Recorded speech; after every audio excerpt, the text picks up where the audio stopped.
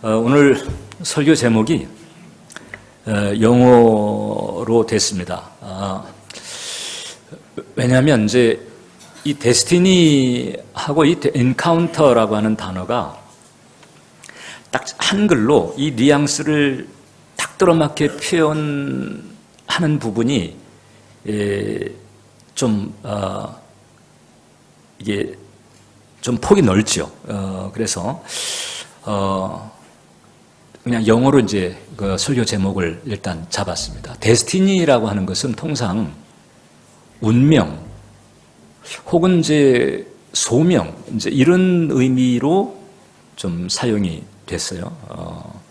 근데 이제 콜링이라고 하는 단어가 있는데 좀 더 정확하게 이제 말하자면 이 데스티니라고 하는 것은 나를 향한 하나님의 계획 또 하나님이 예비하신 나의 인생입니다.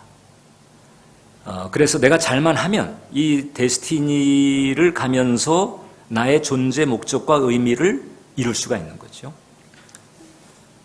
그러니까 이게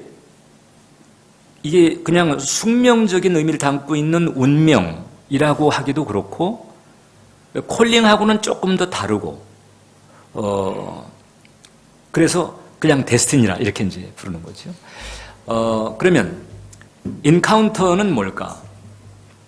인카운터는 쉽게 말하면 이제 하나님 체험이죠. 보통 그 인카운터는 이제 만나다 이런 뜻이 있는데 이게 이제 미팅이라고 하는 단어하고는 차원이 다르죠. 미팅은 이제 일상적인 혹은 평상적인 만남이라고 한다면 인카운터라고 하는 것은 조우라고도 이렇게 합니다. 조우. 이 조우라고 하는 것이 주로 언제 쓰이는 거 하니 아주 치열한 그 전투, 전쟁터에서 적과 1대1로 갑작스럽게 뜻하지 않게 딱 만난 거예요. 이게 죽느냐 사느냐. 이런 만남, 이게 이제 좋은 거거든요. 뜻밖의 결정적인 만남이라고 하는 뜻을 가지고 있는데, 이제 하나님과 사이에서 우리가 하나님을 아주 실체적으로 체험하고 경험하는 이 만남은 미팅이나 혹은 experience라고 하는 단어보다는 encounter라고 하는 단어가 설명을 잘 해주는 거예요. 그래서 죄송하지만 일단 이제 영어로 일단 서두를 시작을 합니다. 지난주에 여러분들에게 제가 이 바라봄이라고 하는 것이 얼마나 중요한가를 말씀을 드렸는데 이 바라봄, 이게 비전이죠. 예. 비전의 다른 말이 바라봄이죠. 바라보는 게 있는 거예요. 뭔가 어떤 성취의 모습 혹은 어떤 결과적인 그런 상태를 이제 미리 바라보게 하시는 은혜, 이게 바로 성령께서 주시는 꿈과 비전이고, 꿈과 비전은 속성상 바라봄이라고 하는 이 법칙이 작용하고 있는 거죠. 근데 이제 이 바라봄으로 내가 바라보고 있는 그 비전은 내가 나의 데스티니를 걸어가다가 나의 데스티니가 성취된 상태입니다. 10년 뒤 혹은 20년 뒤. 그러니까 이 데스티니의 길을 가다가 데스티니가 손상되거나 혹은 결핍 없이 온전히 성취된 상태, 이것이 바로 비전인 거죠. 그러니까 비전은 데스티니를 담고 있어요. 그 비전을 향해서 그 비전의 내용을 이루기 위해서 가다 보면 자연스럽게 데스티니를 이루게 되고, 그리고 비전의 자리에 우리가 이제 도달하게 되는 거죠. 이것이 바로 이제 하나님께서 당신의 백성들을 축복하는 방식입니다. 하나님은 당신의 백성들에게 뭐 학벌이라든지 혹은 인맥이라든지 이런 것보다도 그런 걸 안 주시는 건 아니에요. 그런 것도 하나님께서는 사용을 하시죠. 근데 그것보다도 더 중요한 것, 즉 성경에 줄기차게 언급되고 있는 부분은 뭔가 하니 바라봄. 아브라함 때서부터 뭐 지난주에 살폈던 야곱도 마찬가지고 또 요엘을 통해서 주신 예언도 마찬가지고 이 바라봄을 통해서 하나님께서는 예를 들어서 뭐 학벌이 별 볼 일 없다 할지라도, 인맥이 별 볼 일 없다 할지라도, 뭐 집안의 뭐 경제 상태가 별 볼 일 없다 할지라도 그 모든 것을 돌파하고 넘어서서 성취의 자리에 가게 하시는 이 하나님의 사다리, 이게 바로 바라봄이다. 예. 그래서 이 바라봄이 작동되는 상태가 돼야 되는 거예요. 내 인생에. 하나님께서 가장 중요하게 생각하시는 인생 사다리인데 그 바라봄이 작동되지 않으면 이게 답보 상태이거나 아니면은 뭐 이렇게 오락가락하거나 이러기가 이제 쉬운 거거든요. 왜 하나님께서 그토록 우리에게 주시고자 하는 것이 바라봄인데 우리는 그 바라봄이 희미하거나 뭐 이렇게 이랬다 저랬다 하거나 잘 안 되고 있을까?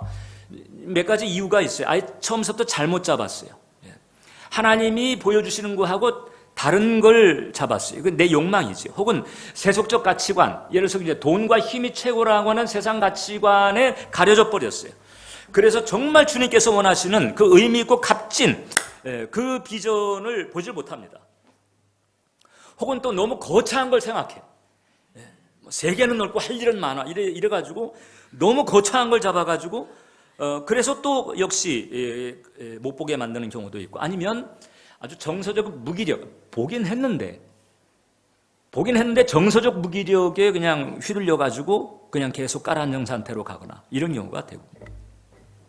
일단 우리가 그 하나님께서 주신 이 인생 사다리, 즉 바라봄을 우리가 탈려면 일단은 입신양명에 초점 두기보다는 그 소명에 초점을 둬야 됩니다. 그 세속적 가치관을 넘어서는 진정 나의 그 존재 목적, 하나님의 계획, 여기에 초점을 둔 바라봄이 이게 가장 안정된 것이다, 이렇게 보면 돼요. 예를 들어서 이제 빌 게이츠 같은 경우, 빌 게이츠는 이 회개한 자본주의자라고 하는 별명을 가지고 있잖아요. 왜냐하면 어떻든 돈을 많이 이제 벌고서는 그 다음에 그 번 돈을 좋은 일에 이제 많이 쓰고 있어요. 근데 이분은 돈 많이 버는 데에 초점이 있지 않았습니다. 이분은 그냥 모든 사람들의 책상 위에 컴퓨터를 놓겠다는 거죠. 그 문명의 이기, 이것을 모든 사람의 책상 위에 놓겠다는 바라봄이 바로 그거였어요. 그러다 보니까 부가 자동적으로 따라온 거예요. 그러니까 돈이나 지위는 이런 식으로 따라와야 되는 거죠. 돈이나 지위를 따라가는 게 아니고 그걸 따라오게 만드는 거예요. 요즘 한창 주가를 올리고 있는 봉준호 감독 같은 경우, 이분은 이제 중3 때서부터 영화 감독이 될 것이라 생각했다는 거거든요. 그러니까 중3 때서부터 영화 감독을 계속 바라본 거죠. 그리고 이제는 거장이 돼버렸어요. 거장이 돼버렸어요. 그러니까 이제 거장이 된 거에 대해서 축하를 하니까 이 봉 감독은 그렇게 얘기를 했답니다. 난 거장이 된 것보다도 내가 만들고 싶은 영화를 찍은 것, 난 그것을 행복하게 생각한다는 거지. 그러니까 이게 뭐 거장이 되거나 혹은 거기에 따른 명예, 뭐 이게 초점이 아닌 거죠. 내가 만들고 싶은 거, 내가 만들어서 이 세상에 알리고 싶은 거, 이 소명적 수준의 성취, 이런 초점을 가지고 있다는 거죠. 그래서 이 바라보는 게 중요하다. 바라보는 거. 바라보는 게 있어요. 어떤 사람이 중학생 시절서부터 늘 바라본 게 있었어요. 그 책상 머리에다가 딱 이제 써놓은 게 있어요. 공부를 해야 될 때 이제 정숙해야 되잖아요. 정숙 이렇게 써놨는데 그러다 보니까는 나중에 뭐가 됐는지 모르지만 최소한 아무튼 정숙이라고 하는 이름을 가진 여자하고 결혼을 해서 살았다는 거거든요. 이 바라봄이라고 하는 게 아무튼 이렇게 건지게 하는 게 있다는 거죠. 근데 이제 이 바라봄을 가지고 가는 과정에서 인생사라고 하는 게 이제 다양한 일이 펼쳐지는 거예요. 우리를 아프게 하고 힘들게 하고 깔아앉게 하는 그런 일들이 많이 펼쳐집니다. 아마 우리들 대부분이 그런 데서 무관하지 않을 거예요. 그래서 오늘 제가 여러분들에게 이렇게 바라봄이 없는 건 아니었는데 희미했거나 아니면 잘못 짚었거나 그래서 그 과정에서 돌아갈 수밖에 없었던 두 사람 얘기를 하려고 합니다. 사실 대단한 사람들이에요. 모세하고 엘리야입니다. 사실 오늘 우리가 읽은 본문만 해도 모세가 시내산에 올라가서 하나님과 엔카운터 했던 체험이거든요. 이때 비로소 모세가 아주 정확한 데스티니를 깨닫게 됩니다. 그리고 하나님과 인카운터를 했을 때에 주어지는 가장 큰 축복 중에 하나가 나의 데스티니를 아주 선명하게 받는다는 거거든요. 그러니까 오늘 본문도 보게 되면 하나님께서 모세에게 이 출애굽이라고 하는 데스티니를 주면서 뭐라고 그런 거 아니? 네가 이제 이스라엘 백성들을 끌고 갈 땅이 가나안 땅인데 그 가나안 땅이 어딘 줄 아느냐? 거기에 가나안 족속이 살고 헷 족속이 살고 여부수 족속이 살고 아모리 족속이 살고 아주 분명하고 구체적으로 다 헷갈리지 않게. 그건 뭐 모압 족속도 아니에요. 에돔 족속도 아니에요. 암몬도 아니에요. 그냥 그 가나안에 있는 7 족속 그 땅 아주 헷갈리지 않게 하나님께서 명료하게 주시는 이런 은혜가 이제 인카운터에서 있다는 얘기인데, 근데 이 인카운터를 체험하기까지 이 모세나 엘리야도 실패를 하고 돌아가는 그런 과정이 있었다는 거죠. 그러니까 여러분들 가운데에서 실패를 하거나 내가 뭔가 돌아가고 있는 것 같아. 먼 것 같아. 이런 느낌이 있는 분들 실망할 필요가 없다는 거지. 자, 그러면 첫 번째, 모세는 어떤 길을 돌아갔을까? 자, 모세의 데스티니는 간단합니다. 출애굽이죠. 이스라엘 백성들을 애굽에서 끌어내서 가나안까지 이제 인도하는 그 일이에요. 그 이름 자체에서부터 데스티니가 분명합니다. 모세, 물에서 건져낸 자. 그러니까 하나님께서 모세야, 너 애굽에서 이스라엘 백성들을 건져내라. 근데 이제 히브리 노예의 아이로 태어났기 때문에 그래서 사실 학살의 위험을 받았다가 그 다음에 간신히 극적으로 이제 바로의 딸의 양자로 들어가게 됩니다. 그 모세라고 하는 이름도 그 바로의 딸, 이게 하셉수트라고 알려지기도 했는데 전승에는 그 양모가 붙여준 그 이름이죠. 그리고는 이제 왕실에서 성장을 합니다. 자, 이게 이제 고대 사회에서 이 왕족이 되고 왕실에서 성장했다라고 하는 것은 쉽게 말하면 리더십 훈련을 잘 받았다는 얘기거든요. 드디어 나이 40이 됐어요. 그래가지고 이제 그 자신의 영적인 정체성을 알게 됐습니다. 엄마 그 요괴배스의 그 베갯머리 양육이죠. 원래 친엄마였는데 유모가 이제 됐잖아요. 그래가지고 베갯머리 양육을 받으면서 자신의 뿌리가 무엇인지를 알았어요. 그 자신이 해야 될 일이 무엇인지를 알았습니다. 하나님의 약속에 대한 깨달음도 있었습니다. 그래서 나이 40에 애굽의 영화를 내려놓고 그리고 동족의 해방을 위해서 나선 거예요. 내가 한번 해보겠다고 나섰다가 그만 살인자가 되고 이제 미디안 광야로 도망을 가게 되는데 잠깐 가면 되겠지 이렇게 생각했을 수도 있어요. 그런데 그게 40년입니다. 40년, 여러분 40년, 40년. 40년 거기서 모세는 또 한 번 더 내려놨어야 돼요. 나이 40에 애굽의 영화를 내려놓은 것만 해도 대단한 거죠.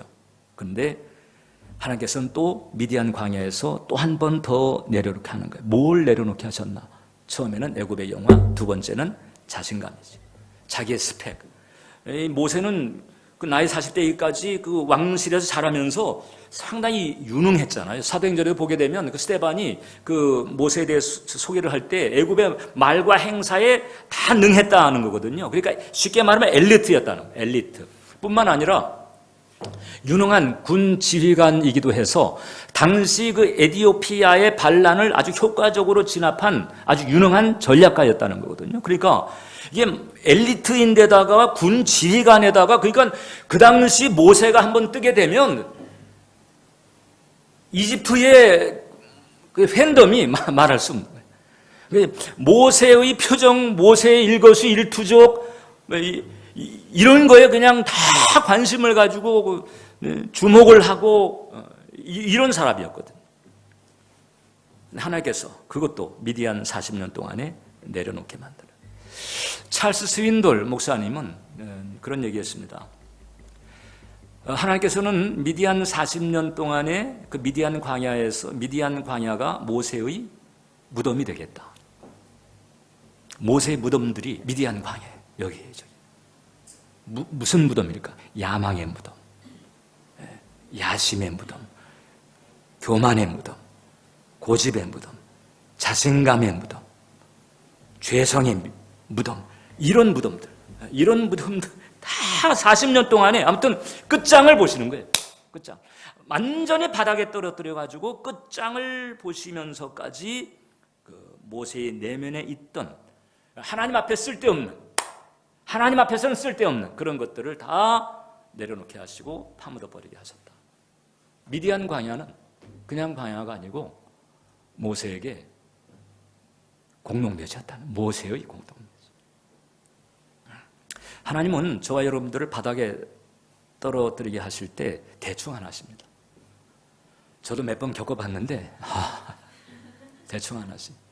유원지 놀이하듯 그렇게 안 하십니다. 지금 이거 하나님 나를 지금 연단하시는 거지 그런 생각조차 안 들어요. 난 이거 끝장이구나. 데스티니가 클수록 이 모세의 출애굽이 얼마나 대단합니까? 그 데스티니가 클수록 이게 무덤도 크고 무덤도 많아요. 그러니까 여러분들이 지금 뭔가 지금 어렴풋이 바라보고 있긴 한데, 지금 나이 40에 그래도 그 모세가 나섰을 때는 전혀 틀린 건 아니었거든요. 어떻든 나는 히브리 족속이고 동족 해방이야 이래가지고 전혀 틀린 건 아니었지만은 정확하게 맞는 것도 아니에요. 그러니까 우리들이 아닌 거는 아닌 것 같은데 긴 것도 같지 않은 이런 상태에서 자꾸 엎치락 뒤치락하고 이런 상태에 있다 하게 되면 이렇게 알면 돼요. 이제 무덤을 만들고 있구나, 그렇게 보시면 돼요. 무덤을 확실하게 만들어요. 공동묘지를, 나의 내면의 공동묘지를 확실하게 만들수록 참 좋은 거예요. 네, 그런 과정을 아주 성공적으로 실패한 사람이 있어요. 실패도 성공적으로 해야 되거든요. 성공적으로 실패를 한 대표적인 사람이 조앤 롤링이죠. 해리포터를 지은 작가예요. 저분은 20대 때 이제 원래 작가가 되고 불문과를 졸업했거든요. 작가가 되고 싶었는데 집안 사정이 워낙에 어렵다 보니까 이제 비서일을 하게 됐어요. 근데 이 비서일이 이렇게 좀 적성이 안 맞았어요. 그래가지고 거기도 쫓겨났어요. 그래가지고 이제 이 영국에서 포르투갈로 가가지고 영어 교사 일을 하다가 남자를 만나가지고 결혼을 했는데 그 남자가 또 가정폭력이야. 이래가지고 이제 임신한 상태에서 이혼을 한 거죠. 그리고 다시 영국으로 돌아왔어요. 그 스코틀랜드에 있는 에딘버러죠. 거기서 이제 아이를 출산해가지고 애를 데리고 이제 정부 보조금 월 10만 원 받아가면서 지내는 그런 상태였죠. 우울증 걸리고 자살 충동도 가지게 되면서 힘들어 하다가 동생이, 언니는 그 책도 많이 읽고 톨킨의 그 반지의 제왕이라든가 그 C.S. 루이스의 그 나니아 연대기 같은 거를 아주 좋아했다는 거죠. 어렸을 때.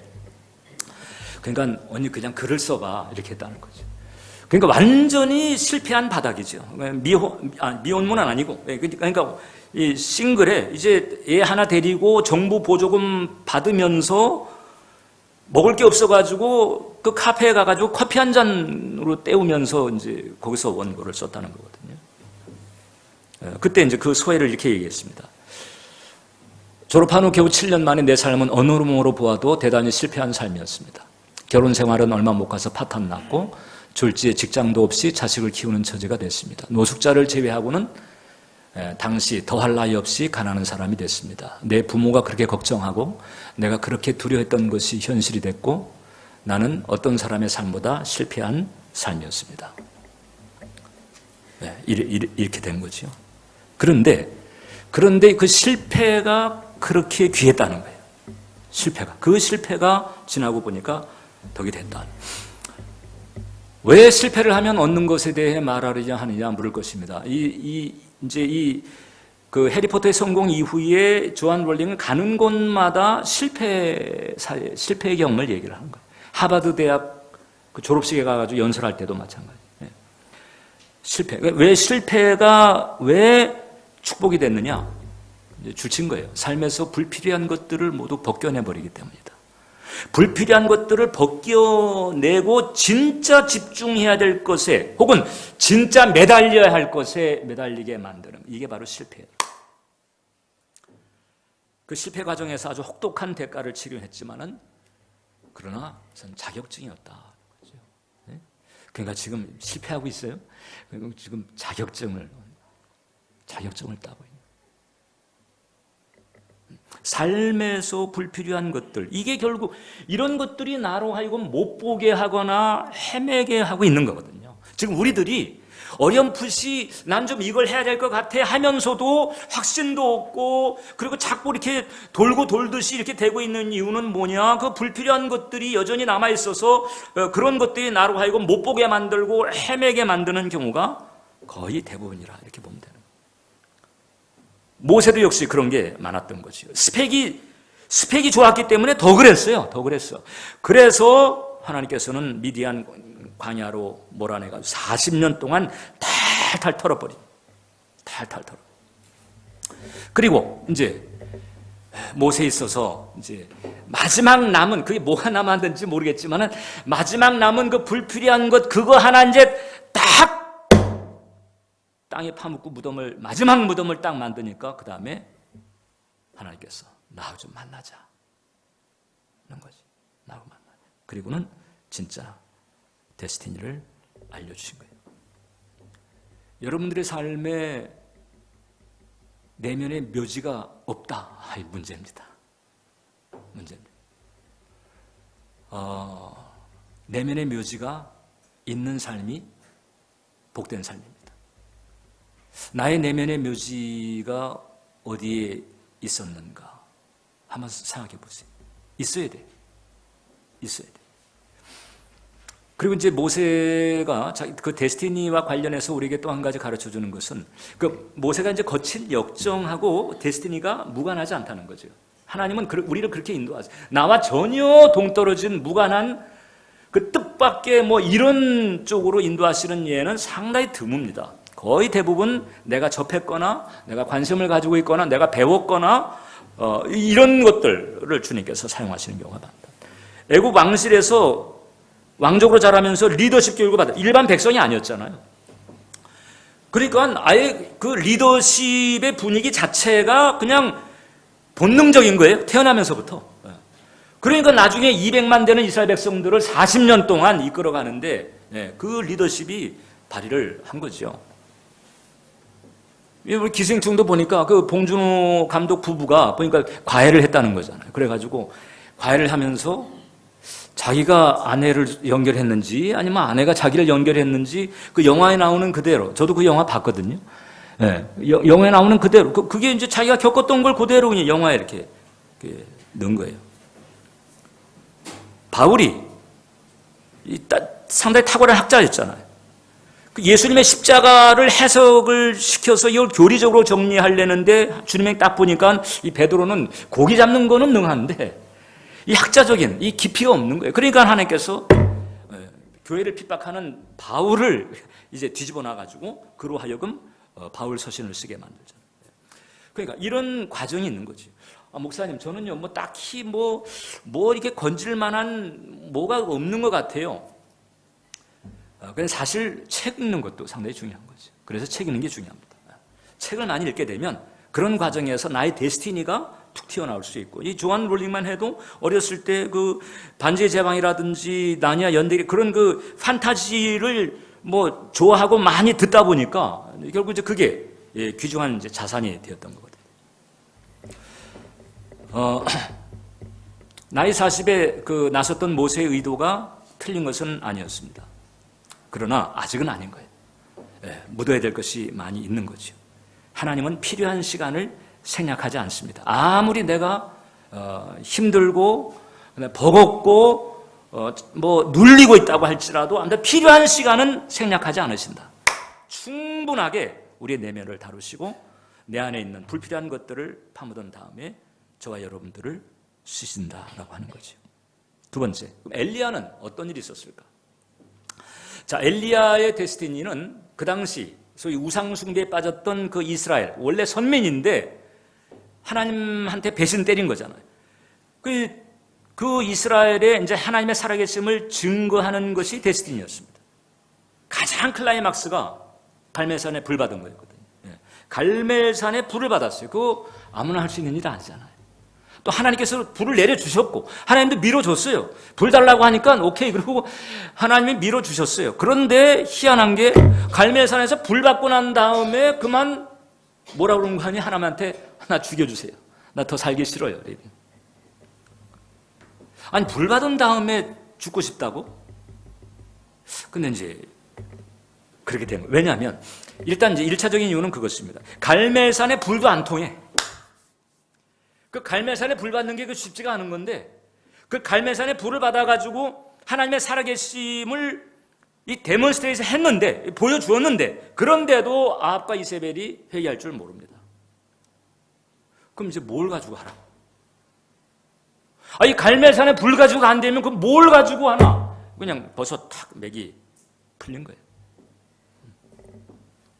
허탈감, 자괴감 같은 것이 쌓인 겁니다. 그리고 이제 그 다음에 하나님한테 이제 난 살기 싫습니다. 날 죽여주세요. 은근히 사실 하나님한테도 이제 불만인 거죠. 왜 저놈들을 그대로 놔둡니까?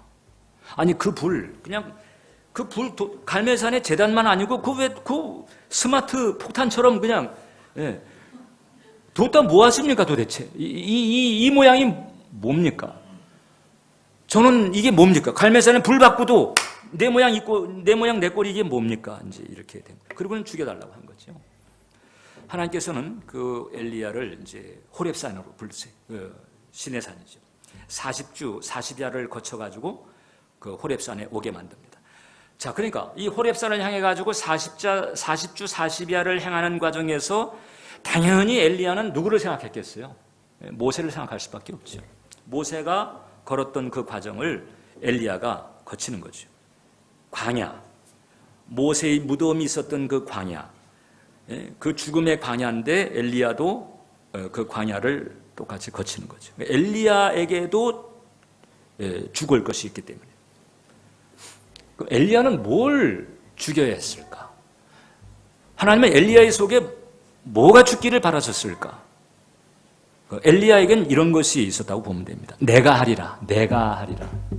명분은 좋았어요. 하나님 증거, 하나님의 살아계심에 대한 증거, 하나님의 밀어줄 만치 명분은 충분했습니다. 그런데 그 좋고도 충분한 명분을 수행하는 과정에서 여전히 주체는 사실 엘리야였다는 거죠. 열왕기상 19장을 보면 엘리야가 이제 하나님 만났을 때 이렇게 이제 푸념을 하는 대목이 나와요. 엘리야가 대답하되 내가 만군의 하나님 여호와께 열심히 유별하오니 이는 이스라엘 자손이 주의 언약을 버리고 주의 제단을 헐며 칼로 주의 선지자들을 죽였음이오며 오직 나만 남았건을 그들이 내 생명을 찾아 빼앗으려 하나니. 여기서 이제 요 한 절인데도 여기 보게 되면 내가 열심히 유별하다는 거예요. 내가 열심히 유별하다는 거잖아요. 여러분 한번 이 분위기를 한번 생각해 보세요. 누군가가 하나님 앞에 나와가지고 말하기 내가 열심히 유별하지 않았습니까? 이렇게 말할 때 그 분위기가 이 공손한 분위기였나? 주님께서 누군가로부터 그런 얘기를 들었을 때 주님은 어떤 느낌을 가질까? 엘리야의 표현들을 보게 되면 내가 오직 나만 내 생명 나가 자꾸 등장하는 거죠. 열심히 좋긴 좋은데 이 열심히 그만 하나님을 덮어버려요. 하나님의 신호를 덮어버려요. 볼 것을 보지 못하게 만들어버립니다. 여러분 지금 우리 한국교회도 마찬가지죠. 제가 그 전임했던 교회에서도 그때 저는 그 전임했던 교회 거긴 뭐 제가 전쟁통에 뭐 이제 뛰어든 것과 같은 상황이고 아예 그냥 한 지붕 두 개로 갈라진 상태였죠. 여러분 그 교회가 이렇게 갈라지고 무너질 때 그때 가장 앞서는 사람이 어떤 사람들이냐? 성수주일도 제대로 안 하고 믿음도 약한 사람들이 나서요? 아니에요. 다 보면 목사, 장로, 권사, 아주 유별난 열심히 있는 사람들이 나서가지고 교회를 갈르고 그 다음에 분열시키고 이러거든요. 열심 때문에 갈라진 교회, 열심 때문에 무너진 교회들이 상당히 많습니다. 물론 엘리야의 열심이 잘못된 열심은 아니었어요. 그러나 엘리야의 열심의 문제점은 뭐였는가 하니 진짜 봐야 할 것을 못 본 거죠. 진짜 하나님이 원하시는 것이 무엇이었는지를 못 보게 만들었다는 거죠. 바울도 그런 전과가 있어요. 바울도 이 소아시아에서 이제 복음 전할 때 그때 소아시아에서 계속 복음 전하는데 예수의 영이 막았다고 그랬어요. 아니 복음 전하는 일을 예수의 영이 막아요. 이런 그 이율배반적인 일이 왜 생겼느냐?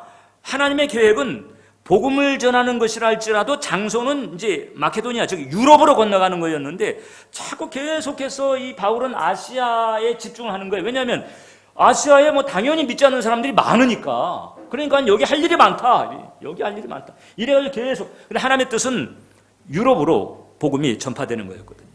그 하나님의 뜻을 해야 되는데 그걸 헤아리지 못하니까 예수의 영이 복음 전하는 것을 막았다라고 하는 이상한 표현이 등장하는 거죠.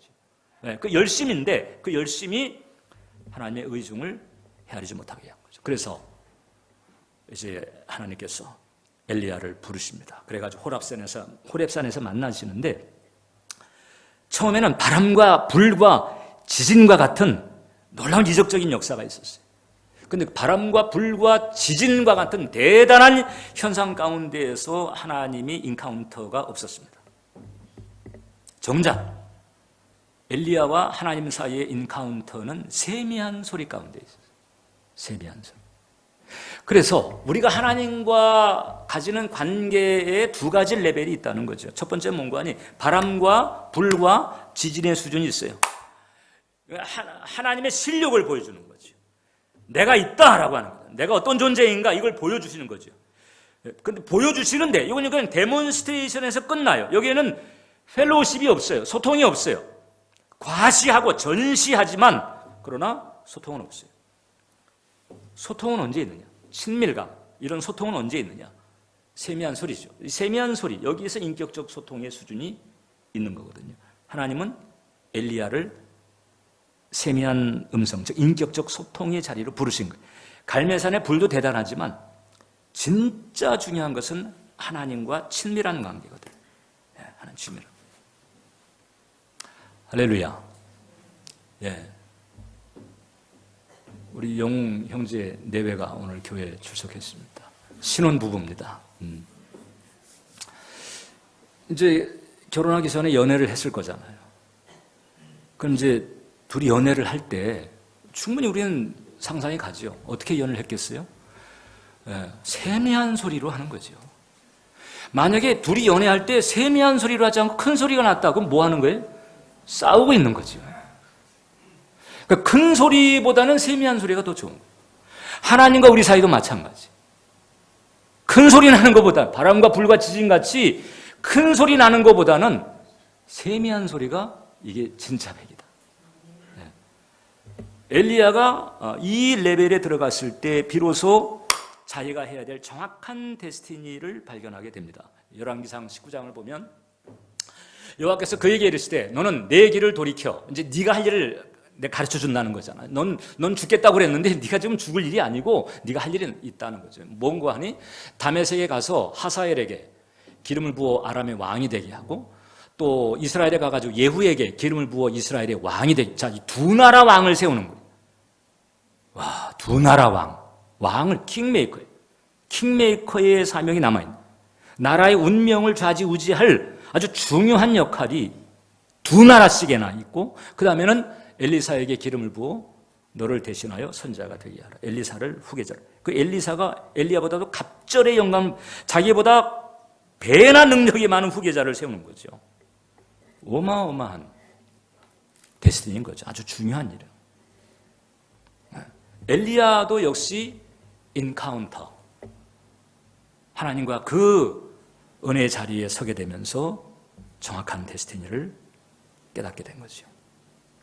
그래서 마지막으로 여러분, 이 인카운터를 통해서 데스티니를 받는 이 은혜는 대가가 필요합니다. 대가가 필요합니다. 이 어마어마한 거거든요. 만약에 모세가 인카운터가 없었고 그래서 출애굽이라고 하는 데스티니를 받지 못했다면 성경의 출애굽기가, 성경 자체가 어떻게 됐겠어요? 이스라엘은 뭐 지금도 계속해서 애굽의 그 마이너리티가 돼가지고 거기서 그냥 계속 고상이나 하고 있는 변방 족속에 불과했을 것입니다. 그러나 인카운터가 있었고 그 다음에 데스티니를 받게 되니까 어마어마한 나라. 사실상 그 그 후손들인 유대인들이 지금 전 세계 정치, 경제, 문화 그 실제로 좌지우지하는 실세들이 됐잖아요. 그러니까 이 엔카운터를 통해서 데스티니를 받는다, 이것은 엄청난 축복인데 여긴 그래서 대가가 필요합니다. 모세와 엘리야가 그럼 어떤 대가가 필요한 거죠? 우리에게 가르쳐주는 거죠. 구별된 시간, 구별된 장소, 구별된 과정이라고 하는 이 코스트를 치러야 돼. 나의 내면에 불필요한 것들을 파묻어버리고, 그리고 주님과 더불어서 더 깊은 교조의 자리에 들어가는 이런 과정을 가지는 노력이 우리에게 필요하다고 하는 거죠. 하나님께서 우리에게 나타나시는 부분은 우리가 어떻게 연출할 수가 없어요. 그러나 그 하나님께서 우리에게 나타날 수 있는 조건을 마련하는 것은 내가 해야 되는 일이다. 그래서 내 영혼의 광야를 만드는 게 필요합니다. 모세나 엘리야는 다 광야 과정을 거치면서 인카운터의 은총을 받았고 정확하게 데스티니를 분별했습니다. 그러니까 하나님께서 우리에게 데스티니를 깨닫게 해주시는 경로가 다양해요. 인카운터만은 아니죠. 뭐 여러 가지 경로를 통해서 알게 하시지만은 가장 명료한 것은 인카운터였을 때라고 하는 거잖아요. 그래서 이와 같은 그 인카운터의 은총을 얻기 위해선 내가 할 수 있는 부분이 내 영혼의 광야를 만드는 거죠. 어떤 게 내 영혼의 광야일까? 지금 모세나 그 엘리야가 그 광야 코스라고 하는 게 다 하나님께 집중을 했고, 그리고 또 불필요한 것들을 다 떨어버리고 또 하나님과 친밀한 단계에 들어가고 이런 거잖아요. 그러니까 하나님께 집중하고, 그 광야는 다른 게 없어요. 거기는 하나님에게만 집중할 수밖에 없는 곳이에요. 그러니까 하나님께 집중하면서 하나님과 깊은 교제에 들어가고 불필요한 것들을 떨어버리는 이런 과정이 있다면 그게 여러분의 인생의 광야고 여러분들의 영혼의 광야다. 네. 그런 과정을 충분히 가질수록 인카운터의 은혜는 점점 더 가까이 다가오게 될 것이고, 여러분들은 여러분들에게 태인 데스티니의 정확한 출발점에 정확하게 도착할 수가 있을 것이다. 그냥 묵상, 기도, 예배 이렇게 표현할 수 있지만 얼마든지 묵상과 기도와 예배도 그냥 건성건성할 수 있고 형식적으로 의무적으로 습관적으로 할 수 있잖아요. 그거 말고 아주 깊은 묵상, 깊은 기도, 깊은 예배입니다. 마음과 정성을 다한 그와 같은 묵상과 기도와 예배, 그거는 우리의 삶에 있어서 일종의 거룩한 광야와도 같고, 그와 같은 그런 조건들을 갖추려고 힘을 쓰는 사람, 그래서 그 힘씀을 통해서 그와 같은 조건들이 자주 갖춰지는 사람은 심상치가 않은 거지. 하나님께서 점점 다가오고 있다 이렇게 말하죠. 그래서 주님을 만나고 아주 명료한 데스티니의 출발점에 가서 또 주님의 뜻도 이루고 여러분들의 삶에도 값진 보람과 의미가 충만해지는 은총을 받게 되시기를 주님의 이름으로 축원합니다. 여러분, 영혼의 광야의 과정을 충실하게 거치면 내일 어떤 일이 일어날지 모르고 내달, 내년에 어떤 일이 일어날는지 모르는 거지. 모세는 나이 80에 새로 시작한 건데 어마어마한 시작을 한 거죠. 나도 소망이 있는 거예요. 기도하겠습니다. 아버지 하나님, 어떻게 우리가 주님 인카운터제에 나아가며 어떻게 우리가 데스티니를 붙들 수 있는지 나누게 하심을 감사합니다. 우리 예배자 한 영혼 한 영혼 붙들어 주셔서 그 신앙의 여정에서 그 내면에서 그 영혼의 광야를 가질 수 있게 도와주옵소서. 깊은 묵상과 깊은 기도와 깊은 예배를 통해서 주님을 모실 수 있는 조건을 잘 갖출 수 있도록 이끌어 주옵시고, 불필요한 것들을 떨어내게 도와주시고 진정 붙들어야 될 것에 집중하면서 데스티니를 이뤄갈 수 있도록 인도해 주옵소서. 예수님의 이름으로 기도합니다.